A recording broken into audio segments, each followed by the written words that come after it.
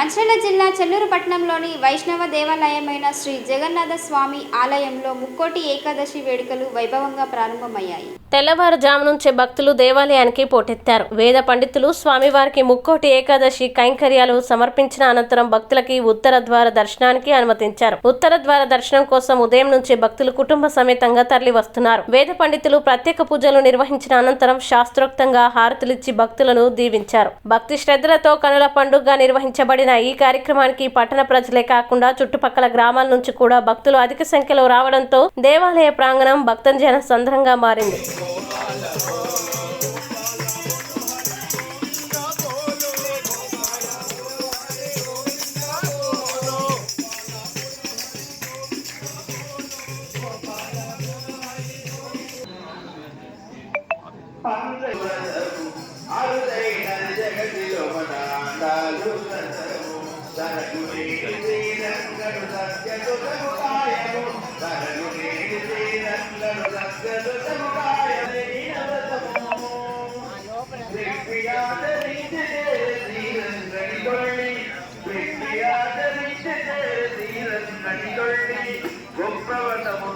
మనకు గోదమ్మ తల్లి గొప్పవతమోదయ మనకు గోదమ్మ తల్లి అరుదైన జగతిలో మన కరుణా సాగర నారాయణ కరుణా సాగర నారాయణ ఆగరో హరి నారాయణ ఆగరో హరి నారాయణ పంకజ నయన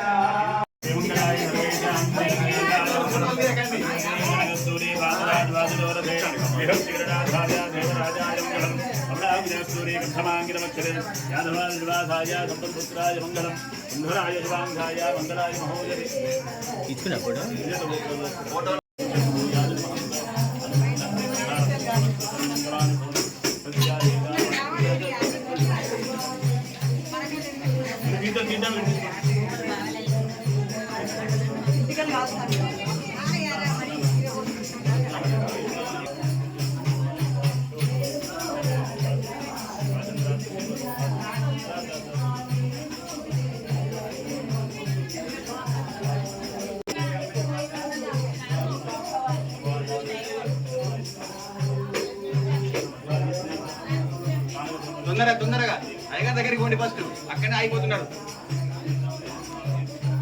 మీరు ఇట్రండి అమ్మా, మీరు ఇట్రండి. అక్కడ నుంచి మీ వారు వచ్చేదానికి ఇట్రండి ఇట్రండి.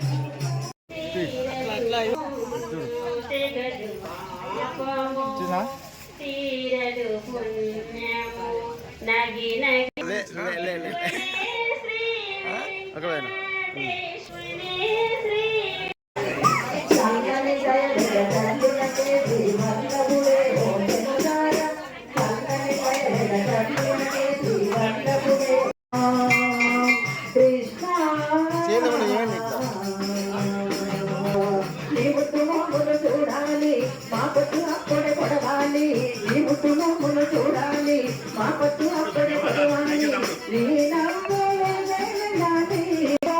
తెల్లవారెలు కృష్ణయ్య మా మేలు చూసే చల్లని దైవము నీవయ్యా. ఈ ముక్కోటి ఏకాదశి అనేటువంటిది పూర్వంలో ఒక రాజు ఉండేటువంటి వాడు, గోకులం అనేటువంటి ఒక రాజు ఉండేటువంటి రాజ్యపాలన చక్కగా కథతడి రాజ్యపాలన చక్కగా చేస్తూ రాజరికం అనుభవించే అవకాశంతో ప్రజలకు ఏ కష్టం లేకుండా కూడా చాలా అన్ని సదుపాయాలు సమకూరుస్తూ చక్కగా ఉండేటువంటి వాడు. కానీ అన్ని తీరులో ఉండి ధనం ధాన్యం సంపత్తు సంబంధించి ఉన్నటువంటి విషయంలో ఆయనకు ఒక సంతానం లేక చాలా విశేషంగా చాలా కష్టం కూడా పడ్డటువంటి వాడు అయినాడు. అందరినీ కూడా 30 కోట్ల దేవతలు కూడా ఆలోచించి అయ్యో నాకు సంతానం లేదు అంటే ఒక యజ్ఞం కూడా ఒక యాగం కూడా చేసినటువంటి అయితే చాలా నీకు విశేషం కూడా కలుగుతాసు అని చెప్పని అన్ని విషయాలు తెలుసుకున్న తర్వాత ఒకనాడు రాజుగారితో స్వప్నం కూడా వచ్చిందట.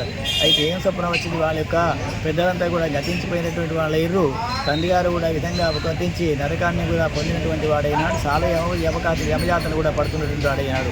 ఒకనాడు ఆయన కూడా కొడుకు కూడా కలలో వచ్చి అదే కొడుక నాకు ఈ కష్టం బాగా సంభవించింది, నేను నరకయాతనలో ఉన్నాను, నేను ఒక తరించాలంటే నువ్వు అనేక యజ్ఞాలు యాగాలు చేస్తూ ఏదో తరించేటువంటి మార్గాన్ని ఆలోచించుకొని ఉద్ధరించేటువంటి మార్గాన్ని నాకు ఆలోచించి ఏ మునుల ద్వారా కానీ ఏ రుచుల ద్వారా కానీ తెలుసుకొని దానికి తగినటువంటి ఒక ఉపాయాన్ని వెతుక్కొని తీసుకురావాల్సి అని చెప్పని ఆలోచన చేసి కళలో చెప్పినటువంటి వాడైండు. అందులో రాజు విధంగా రాజు ఉదయం లేచి ఈ నారద మహర్షి గారు ఋషాదులందరూ కూడా చూసి అయ్యా నాకు ఈ కళ వచ్చేది స్వప్నానికి తగినటువంటి నేను ఏం చేయాలి అని చెప్పి ఆలోచన చేసుకుంటే దీనికి తగినటువంటి ఒక మునేటువంటి పర్వతం ఉన్నటువంటి ఒక మునీశ్వరుడు ఒక అడవిలో తపస్సు చేసుకుంటూ ఉన్నాడు. కాబట్టి ఆయన దగ్గర పోతే ఈ సమాధానం అటువంటి నీకు చక్కగా విషయం దొరుకుతాం అని చెప్పని ఆలోచన చేసి అందరూ కూడా విన్నవించేవారైనారు. అయితే ఈ రాజుగారు కూడా చాలా ఆలోచించి మరి మన ఆయనకు ఉత్తమ గతులు కలగాలంటే కూడా మరి నాకు వంశం ఉద్ధరించాలంటే కూడా ఈ యొక్క విషయాన్ని ఆలోచించుకొని ఇక్కడ బాగా తెలుసుకొని కూడా పోయి పర్వతముని దగ్గరికి పోయి ఆ విధంగా ఉన్న విషయం అంతా కూడా వెల్లడించినటువంటి వాడైనాడు రాజు. అప్పుడు బాగా ఆలోచించి అయ్యో విధంగా రాజా నీ తండ్రి కూడా 2 భార్యలు చేసుకున్నటువంటి అయినాడు. ఒక భార్యకు చాలా స్థానం ఇచ్చినాడు, ఒక భార్యకు చాలా కష్టపెట్టేటువంటి అయినాడు. ఆమె నిండా కూడా ఈ విధంగా ఆమె సుఖపెట్టలేదు.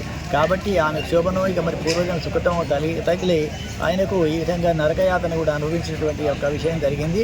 కాబట్టి నువ్వు కూడా పోయి ఆయనకు అనేక యొక్క యజ్ఞాలు కానీ హోమాదులు కానీ సమస్తం యొక్క ఏ కార్యములు ఆ కార్యాలు కూడా చేసి సంతృప్తిపరిస్తే ఆయన కూడా ఈ విధంగా నది యొక్క వైకుంఠానికి వెళ్ళిపోతాడు.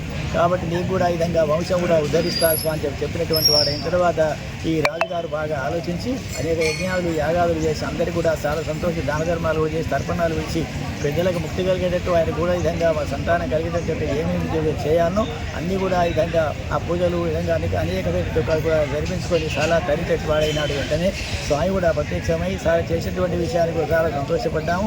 కాబట్టి నీ తల్లకు కూడా ఈ విధంగా ముక్తి కూడా ప్రసాదించేటువంటి విషయం జరిగింది.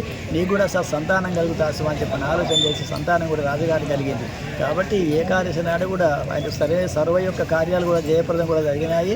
తర్వాత కూడా ఇంతకుముందు కూడా ఒక రాక్షసుడు కూడా జయించినటువంటి వాడు అయినాడు. వాడు మురుడు అనే రాక్షసుడు కూడా జయించినటువంటి వాడు. ఆ మురుడు కూడా దేవతలతో కూడా యుద్ధం చేయాలని సంకల్పంతో కూడా ఒకనాడు విష్ణుమూర్తితో కూడా అనేక విధములుగా వరములు కోరుకొని యుద్ధానికి వచ్చినటువంటి వాడు అయినాడు. అప్పుడు ఆయన కూడా ఆయన యొక్క బలం తెలుసుకొని ఈ విధంగా ఒక యోగ నిధిలో ఉండగా అక్కడ కూడా ఆ యొక్క పురుగు ఆ యొక్క వచ్చినటువంటి వాడైనాడు. తరువాత విష్ణుమూర్తి బాగా ఆలోచించుకున్న వరకల్లా నిద్రపోతున్న సమయాన్ని కూడా ఒక దేవి ప్రత్యక్షమై ఈయనతో ఎలా యుద్ధం చేయించాలి నేనే ఉండగల స్వార్థపడి ఏకాదశి మాత్రం ఆయన హృదయం నుంచి కూడా ఉద్భవించాక నిలబడ్డదట. ఆ మురుడనేటువంటి రాక్షసుని కూడా సంహరించేటువంటిదైంది.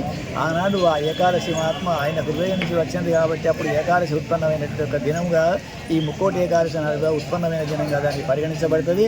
ఆ మురుడైనటువంటి రాక్షసుడు కూడా భయపడి కూడా బియ్యంలో కూడా దాక్కున్నటువంటి వాడైనాడు. ఎక్కడ చోటు దొరకకపోతే బియ్యం రాచుకుపోదొరుకుతుంది అందులో కూడా ప్రవేశించేటువంటి వాడైనాడు. ఆ ప్రవేశిస్తే అప్పుడు కూడా అందుకోసమని మళ్ళీ ఏకాదశి దేవత కూడా వాడిని ఖండించినటువంటిది అయింది. అందుకోసమే ఈనాడు కూడా బియ్యం తినకూడదు అని చెప్పని ఒక శాస్త్రం అది. బియ్యంలో కూడా ఈ రాక్షసుడు ఉంటాడు కాబట్టి మనం బియ్యం అనేటువంటి ఒక అన్నాన్ని కూడా విసర్జించవలసి అని చెప్పని ఆలోచన చేసేటువంటి విధానం కూడా ఈ రోజు వర్ణించబడ్డది. కాబట్టి ఈ ముక్కోటి ఏకాదశి నాడు విశేషం ఏంటి కదంటే శ్రీవైకుంఠంలో కూడా దర్వాజలు కూడా అన్ని 33 కోట్ల దేవతలు వచ్చి కూడా ఈ రోజు కూడా దర్శనం చేసుకున్నటువంటి ఒక దినం. కాబట్టి ప్రతి దేవాలయాలు వైష్ణవాలయాల్లో చాలా విషయంగా ఈ యొక్క ఏకాదశి యొక్క విశేషం చాలా విశిష్ట